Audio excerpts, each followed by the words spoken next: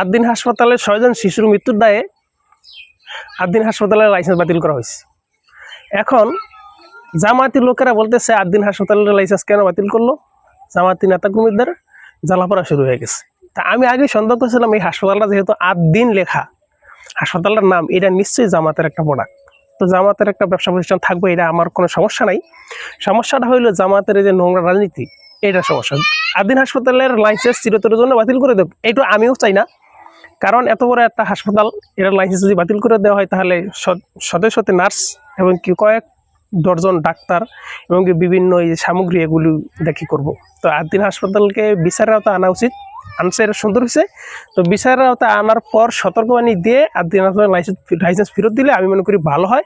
তবে আদ্দিন হাসপাতালের ভুল চিকিৎসার কারণে 6 জন বাচ্চা মারা গেছে, এটা দায় কে নিব?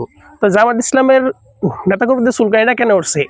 ওরা বলতেছে আদ্দিন হাসপাতালে 6 জন লোক মারা গেছে, এই কারণে যদি আদ্দিন হাসপাতালের লাইসেন্স বাতিল করা হয় তাহলে বিএনপি সরকারের 3 মাসে 605 জন লোক খুন হয়েছে।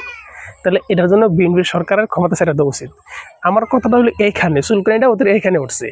হাসপাতাল আর সরকারের সাথে তুলনাটা কি? তাহলে আদ্দিন যদি 605 জন লোক মারা গেছে, খুন হয়েছে, এটার দায় যদি বিএনপি নিতে হয় তাহলে আদ্দিন হাসপাতালের মানে 6 জন বাচ্চা মারা এটার দায়িত্ব বিএনপি নিতে হয়। তাহলে বিএনপি আদ্দিন হাসপাতালের লাইসেন্স বাতিল করছে, এরা সঠিক করছে। তো একজন ছিনতাইকারী একজন লোক মেরে ফেলে, ওই দিন রামি স্যারে হত্যা করছে ধর্ষণ করে, এগুলোর দায় কি সরকার নেয়? রাস্তাঘাটে যদি ছিনতাইকারী, ডাকাত, চোর, ছিনতাইকারীর হাতে মানুষ মারা যায়, এগুলো দায় কি সরকার নেয়? সরকার নেয় না। সরকারি বাহিনীর হাতে অথবা সরকারের দলের লোকের হাতে যদি লোক মারা যায়, এগুলোর দায় সরকার নেয়।